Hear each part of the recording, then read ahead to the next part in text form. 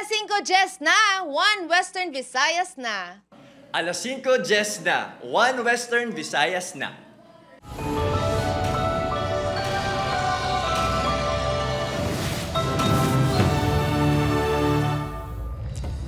Mga balitang atong tutukan subong nga Miyerkules, malapit 16 million pesos nga balor sang illegal nga droga na recover sang Iloilo City Police Office sang Agosto.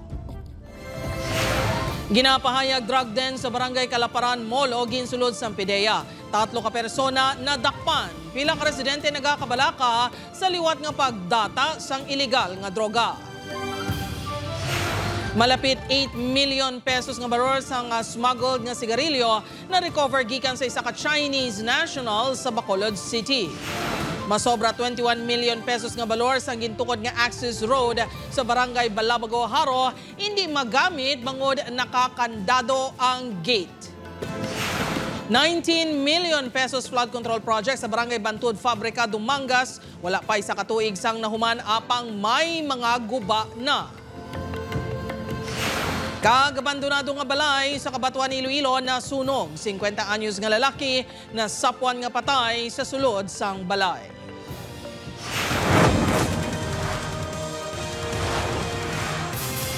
Ini ang GMA Regional TV, 1 Western Visayas. Maayong hapon, Western Visayas kag Negros Occidental. Ginapahayag drug den sa Barangay Kalaparan, Arevalo, gin-raid sa PIDEA 6. Mag-asawa kag abyan nila nadakpan. Samtang publiko, ginakabalakan ang liwat nga pagdamo naman sa illegal drugs sa syudad sang Iloilo kun basihan ang 16 million pesos nga balor sa na-recover nga droga sa bulan lang sang Agosto. Si John Sala nakatuto. Ginraid sa makatapos ang Philippine Drug Enforcement Agency 6 ang balay nga iniya ginatudlo ginahimo ruan sa mag-asawa nga alias Dudoy 27 anyos kag alias Nene 25 anyos sa Zone 11 Barangay Kalaparan, Arevalo, Iloilo City. Lakip sa dadakpan ang abyan sa mag-asawa gid kilala kay alias Kiem kaya raman sa sulod sang ginapahayag drug den. Nakuha sa tatlong 17 grams sa suspected shabu nga baloro sang 115,600 pesos. Nalakip man ang tatlo sa Badaklis ang barangay. Although within the barangay ang ilang operation, there have been sightings man no sang iban nga hindi tumandok dira sa barangay nga nagabisita na dira sa drug den. Suno sa punong barangay sang Kalaparan, Arevalo, apisar nga naghaganhaga ng problema sa droga sa barangay. Yara pa sa masobra 40 ka mga individual ang yara sa Badaklis ang barangay. Gambal ko na sakon mga pumluyo na once may nabalaan ka mo, isugid nyo sakon kay ti para matagaan ta doon sa sentensya sila. Sa datos ng Iloilo City Police Office, naglabot sa 15.9 million pesos ang balor sang drug items nga na-recover sa 60 tanan ka mga drug bypass operation sa syudad sang Iloilo halin August 1 tubtub 31. Apisan nga ginakabig accomplishment sa kapulisan na nasambit nga datos. Suno kay Tatay Antonio, nagapakita lang ini nga nagadamo naman ang supply sang droga sa syudad sang Iloilo. Sa nako na kabatsag nga gadamo naging man subong ang drug subong sa aton sa Iloilo. Aksyonan gid sa mga kapulisan subong. Sa 60 ka mga drug bypass operation, 35 sa mga nadakpan ng high-value individuals kag 48 naman ang street-level drug personalities. Upod kay Hasty Chateau, John Sala, 1 Western Visayas. Para sa dugang nga mga balita sa Negros kag Panay, mangin kaupod ta si Adrian Prietos. Adrian? Maraming salamat, Jers, mga kapuso. Chinese national. Aresado sa nakuhaan sang malapit 8 million pesos nga balor sa smuggled nga sigarilyo sa Bacolod City. Yaring balita nga itong gintotow ka. Get down! Ini aktual nga pagsulod sa operatiba sa CIDG-NIR sa isa ka balay sa Barangay Singkang Airport, Bacolod City. Target nila ang mga persona sa likod sang pagpalusot sang smuggled nga sigarilyo. Matiun-tiun pa, mabatian ang paglinagapok. Ininagali ang tion niya nagtuyo nga magpalagyo ang subject sa operasyon. Ginapahayag nga ginguba sini ang ila kisame. Tigayon sa nga nakagwa kag naglumpat sa pader sa piyak kag ginlagasa sa mga operatives ng CIDG. Mga duwa ka balay din na pader sa piyak sa naglumpat. Nadakpan sa operatiba ang subject nga si Kun Meng Ke, 41 anyos, isa ka Chinese national. Nakagom ini sa mga pilasang tuyo magpalagyo. Wala naghatag sang pahayag ang CIDG-NIR apang sa ila post sa official Facebook page na monitor nila nga nagabaligya sang smuggled nga sigarilyo ang subject. Sunod sa BIR Bacolod nga nag-upod sa operasyon, Klaro nga paglapas sa Section 263, 253 kag Section 255 sa National Internal Revenue Code of 1997 ang aktibidad sini. We conducted surveillance and we conducted overt operation. Magsiling ka nga illicit cigarette, amo bala sa ang sigarilyo nga wala na bayaran ang excise tax. Do pariyola na sa sir nga nadakpan bala ang tao nga may illegal drug, shabu or marijuana. Masobra 7.8 million pesos ang balor sang smuggled nga mga sigarilyo nga nakompeskar sa subject. Ginpasakan ang isang kaso kag nakatigayon na nga makapiyansa. Ginpadulungan sa news team ang ginarentahan nga balay sa Chinese National apang wala ini sa lugar. Samtang, ginpahayag sang BIR nga sila ang nagkukusuriya sa mga nakompeskar nga items para sa destruction pinagi sa pagsunog, pagbasa o kon paglubong. Lakip na diri ang mga nakumpiskar sa Bilakabanwa sa Negros Occidental. Opo, Kiril Casillo, Adrian Prietos, 1 Western Visayas.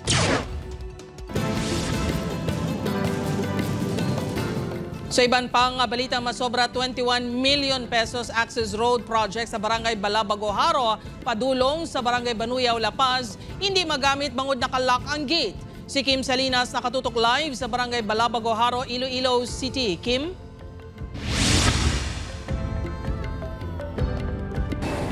Jert, hindi pa bukas sa publiko. Ini ang pathag sa Iloilo City LGU kasunod sang issue sa accessibility sang dalan halin sa Barangay Balabago Haro, tubtob sa Barangay Banuyaw, La Paz. Agosto 4 sa tuig, sanggin pahayag ni Iloilo City Mayor Raisa Treñas sa iya Facebook page nga natapos ang rehabilitation sang masobra 21 million pesos nga access road. Nagasugod ni sa Barangay Balabago Haro kag nagalapos sa Barangay Banuyaw sa La Paz. Ang dalan ang ginalantaw alternatibong alakyan agud makalikaw sa traffic kun halin sa Haro area padulong sa La Paz. Apang suno sa mga residente nga masami nagalabay sa dalan, hindi man magamit ang kalsada bungod may gate nga nakakandado pa. Si Prince ang Barangay San Isidro Haro, tuyo kung tani magamit sang access road agud madala ang ibaligya nga scrap sa La Paz. Apang imbes madasig ang iya pag-travel, nagtuga pa sang huol. Siyempre sir, makamula gasolina mo, masulod ka di, abi mo may lagyan, balik ka naman, libot ka naman, okay lang tayo kung lapit-lapit. Dismayado man siniging nga residente sang Barangay Kubay Haro. At tinami kita ni makalapos ka to sa may, sa may naktakan, palusot to sa may Banuyaw. Hindi ka na maglibot sa aro mo, huwag ito dami mo. Ginaaligar sa mga pumuluyo nga Homeowners Association sang isa ka subdivision ang nagpasirado sang gate. Sunod sa punong barangay sang Balabago Haro, wala inisang ideya kung sino gid ang nagpasara. Apang may mga kahangawa nga gamiton ng alagyan sang mga kawatan kag may mga malain nga buluhaton. Ang safety sa subdivision, ang iba nagambal lang sa ila for order on convenience, pero kung masudlan ang subdivision ka may krimen nga matabo. Pagklaro sang Iloilo City Traffic and Transportation Management Office, wala pa matapos ang ila pagpakigistorya sa barangay kag sa mga homeowner association. Rason niya ang dalan, ang hindi pa mabuksan sa publiko. I-establish pa ang screening areas na, kung ako magtanaw, ang guardhouse nga maka-establish ang pedestrian kag vehicle screening areas. Doa ka homeowners, kag ang barangay, Pero literon i-open naton gina for access. Jert, sa atong pagsikar kaina sa entrance sang access road diri sa Barangay Balabago Haro, wala kita sang may nakita nga signage nga nagapahibalo man abi nga hindi pa pwede magamit ang dalan. Gani suno sa Ilo City TTMO, pagabutangan na nila sang signage agod hindi na maghatag pa sang confusion sa publiko. Jert? Madamo gin nga salamat, Kim Salinas.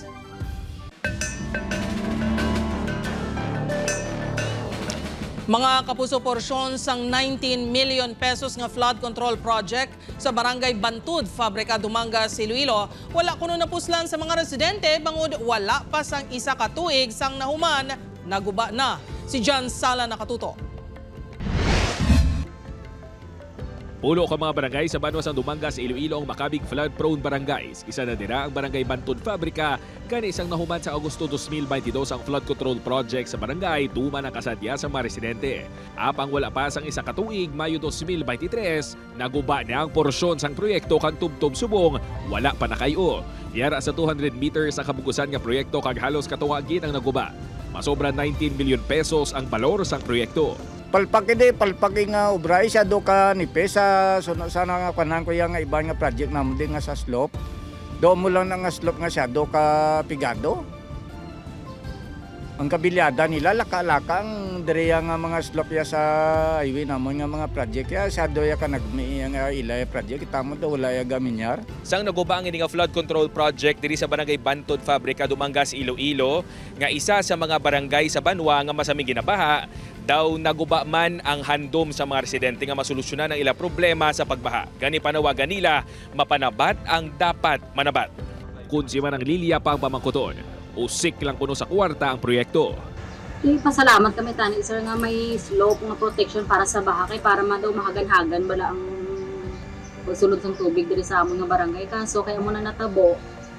Wala magyapon na puslan. Suno sa Department of Public Works and Highways Iloilo 2nd Engineering District nagubag porsyon sa proyekto bangod sa epekto sang bagyo.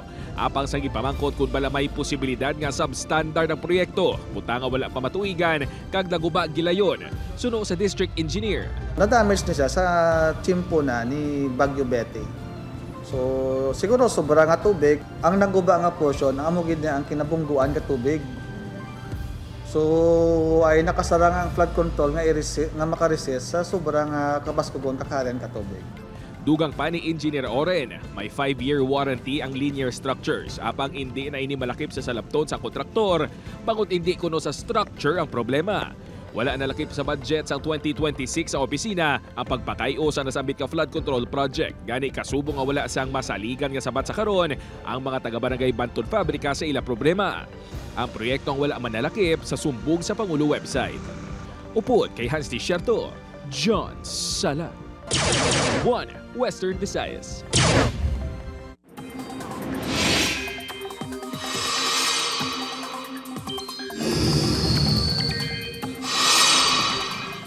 Mga puso ng ibagyo na ang low pressure area sa nasidlangan sa extreme northern Luzon kagintawag ang Bagyo Kiko. Sa latest bulletin sa Pag-asa, ulihin na siplatan masobra 1,000 ka kilometro ang kalayoon sa nasidlangan, nasidlangan nga bahin sa extreme northern Luzon. Suno pa sa Pag-asa, anumang oras yara na inisagwa sa Philippine Area of Responsibility. Apang padayon ang pagluntad sa habagat gani, may mga pag-ulan sa gihapon sa pilakabahin sa pungsod. Base sa datos sa Metro Weather, posibleng lapta-lapta nga ulan sa pilakabahin sa Panay Island kag Negros Island region. Mabuhina naman ang ulan sa gabi. Ini ang GMA Regional TV, 1 Western Visayas.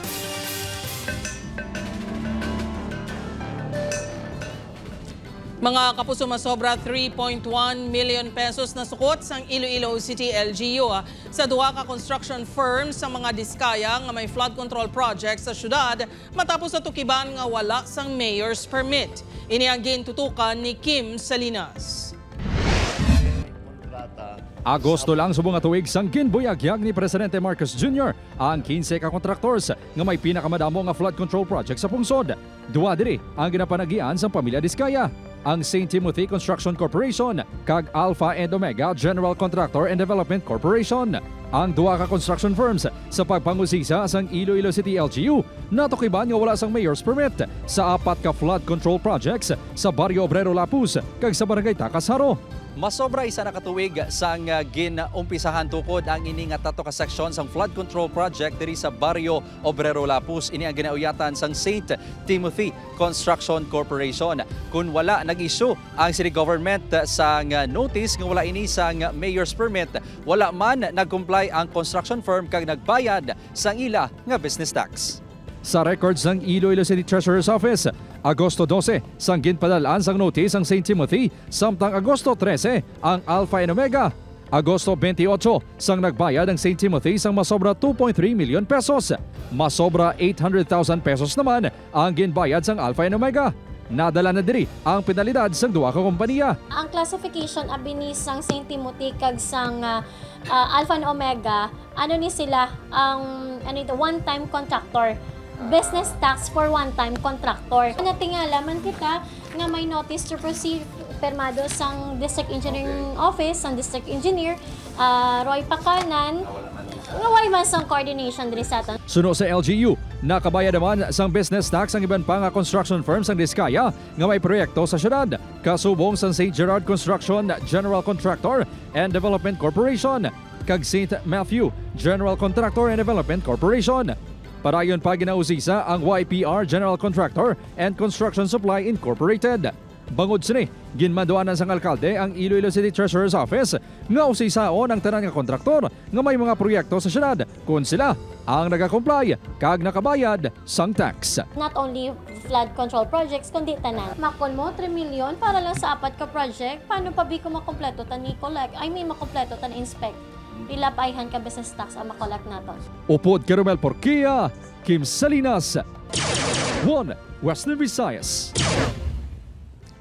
Abandonado nga balay na sunog sa Kabatuan ni Iloilo. 50 anyos nga lalaki na sapwan nga patay sa sulod sang balay. Si Tess Ordales nakatutok. Kulag kuya gamon na nga amon ay nga paghangop gali iyang pag-abot ko way na sa. Nagapamilin-bilin pa kunong 50 anyos nga si Anthony Hechanova sa asawa kay ina sa ngaga. Wala kunoy nigin sapak ni Neresa sa paglaom nga nagalahog lang ang iyabana. Apang pasado alas 8 na sapuan nga sunog ang bilog nga lawas ni Anthony sa siningabahin sa abandonado nga balay nga nasunog sa barangay Talanghawan, Kabatuan. Suno sa BFP, una nga may gin-report nga may nasunog nga balay. Apang gikakibot nila nga may aras ang bangkay. Taga San Judisio, Iloilo ang biktima kag pamilya sini apang nagbakasyon lang sa ilang mga himata sang Sabado. Nagagawa sa investigasyon nga posible hungod nga nagkadto sa balay ang biktima. Wala man sila nakabalo man ang pamilya nga ari disa. So sa iya lang gyud guro nga pang na nagdiretso lang digid sa abandon nga balay. Suno sa asawa, may ginasuprer nga balatian ang yabana. Madugay na kuno ini nagareklamo. Una hindi sa kuno katulog kong gabi. Galingin ulon na kung sa tinulugan mo. Nagreklamo na siya, nagambal siya nga kung magkuhan ako, magpuli, magabot ka din, hindi muna ako magtan. Wala pa natumod sang BFP kung ano ang posible gintunaan sang sunog kag balor sang halit nga ginbilin sini. Upod kay Cirilo Renduque, Tess Ordales, 1 Western Visayas.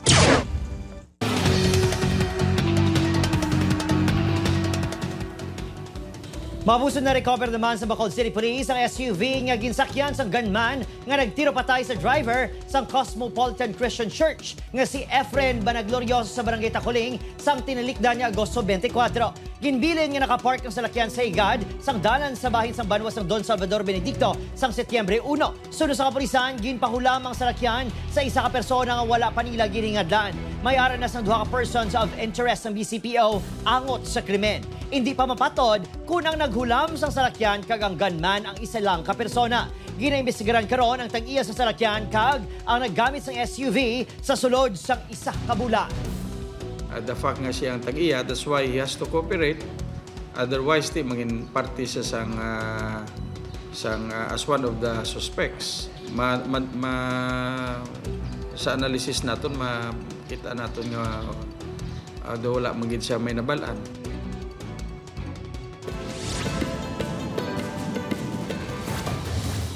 Arestado kanday alias Romy, 46 anyos, alias Paul, 50 anyos, kag alias Rofelio, 49 anyos. Matapos makuhaan sang 1.7 million pesos nga balor sa suspected shabu kag pusil sa drug bypass operation sa Barangay Ilahas, Dingle. Sunod sa Provincial Drug Enforcement Unit, ang mga subject ang ginakuhaan sa supply sa mga arestado nga nakuhaan sang balor 5 million pesos nga suspected shabu sang tinalikdan nga semana sa Barangay Tinukwan sa Muman nga Banwa. Wala naman makaluwag sa Iloilo City Police Station 4 Station Drug Enforcement Team ang 4 ka miyembro sa isa ka pamilya sa drug bypass operation sa Zone 9 Barangay Kalumpang Molo. Subject sa operasyon ang 29 anyos nga si alias Jericho. Naaktuhan man sa operasyon ang Yailoy nga si alias Neneng, 54 anyos. Kag ila mga himata nga sanday alias Inchik, 40 anyos. Kag alias Renboy, 23 anyos. Nakuha ng mga ini sa 60 gramos sa suspected shabu nga nagabalor sang 408,000 pesos. Nakuhaan sang CCTV ang pagkarga sa sininga lalaki sa isa ka washing machine sa Barangay Takuling, Bacolod City. Ulihin na natukiban nga ginkawat sang lalaki ang washing machine sa boarding house sang biktima nga si Lynette Nunesco. Gilayon nga nangayo sang buling ang biktima sa pila ka residente. Tubtub na hibaluan sini nga ginbaligya sa suspect ang washing machine sa Barangay 30. Nabawi isang biktima ang iyagamit, nga ginbili na lang sa suspect sa lugar, matapos sininamutikan nga ginapangita na siya. Padayon pa ang pagpangita sa suspect. Ini ang GMA Regional TV, One Western Visayas. Mga kapuso, resolusyon nga nagapari-assign kay DPWH ICDEO OIC District Engineer ginduso sa Iloilo City Council. Duha ka konsehal nagsabtanay. Si Kim Salinas nakatutok.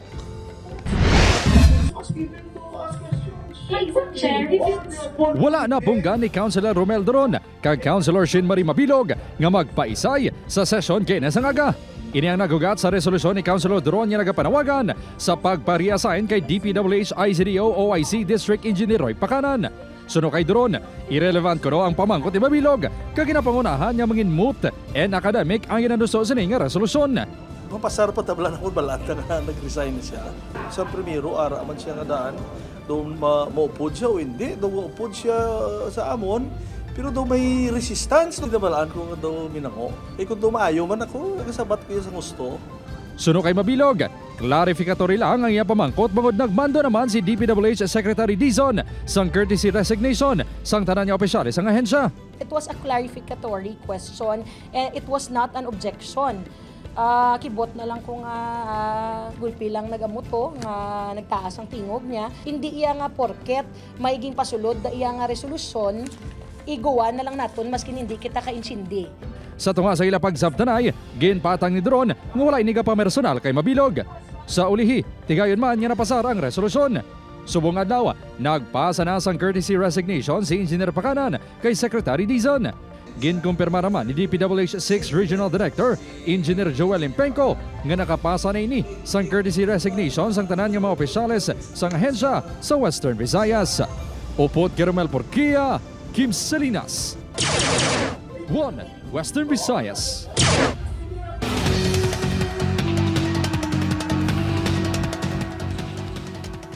Kabusog inbawian sa kabuhi ang 54 anyos nga anay barangay Kagawad sa Gilutang sa barangay San Pablo, Manapla, Negros Occidental. Pahayag sang pila ka saksi sa kapulisan, nagpakunukunong suspect nga nadulaan sa Carabao kag namangkot kundiin ang balay sang biktima. Sa nagwa ng biktima gintiro na inisang suspect sang pila ka beses kag nagpalagyo. Pila sa ulo kag iban pangabahin sang lawas ang gitunaan sa kamatayon. Padayon pa ang ginapangita ang suspect.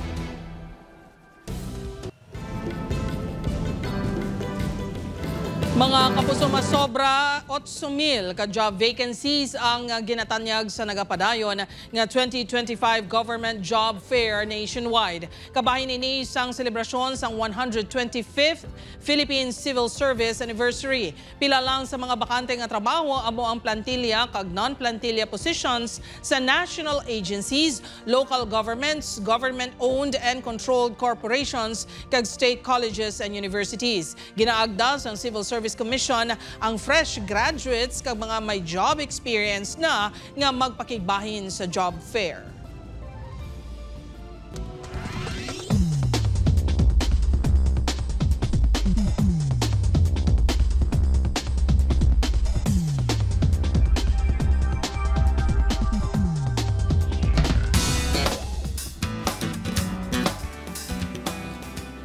Mga puso, ari na ang dapat bantayan sa Encantadia Chronicles Sangre. Ano ba lang masunod nga plano ni Governor Emil? Ano nga sekreto sa pagkatao ni Terra ang ibulgar sang gobernador? Sino sa duha ang pamatian sang mga tao? Bantayan inatanan sa Encantadia Chronicles Sangre, 8 p.m. pagkatapos ang 24 oras.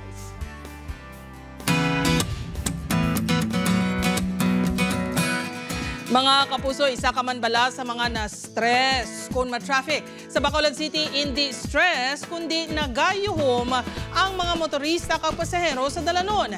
Inibangod ang pila ka traffic enforcers nagasaot samtang nagamanihar sa trapiko. Isa sa ila si Hazel Nagar nga in real life choreographer gidya gali. Inikuno ang pamaagi niya agud hindi makabatsyag sang kapoy kag makalingaw pa sa iban nga mga tao samtang nagatrabaho. Ayos gid ang inyo nga diskarte. Gani kapuso kung kamo may mga istorya nga pinasahi, makahatag good vibes o kung makalilingaw, makuhaan sang inspirasyon kag pagtulunan, ipakigbahin ang mga istorya nga ayos gid. Bantayan man naton diri sa Iloilo mga kapuso no kung kaya man sang aton mga traffic enforcers. Sa aton mga kapuso diri sa Western Visayas kag Negros Occidental subong man sa aton mga kapuso abroad madamo gid nga salamat sa pagtutok. Mag-isa kita kakibalo ng mga balita tungod local news matters. Ako si Gertrude Charlatan, ini ang One Western Visayas, bugos nga puwersa para sa mas dako nga misyon kag mas sangkad nga pagserbisyo sa pungsod.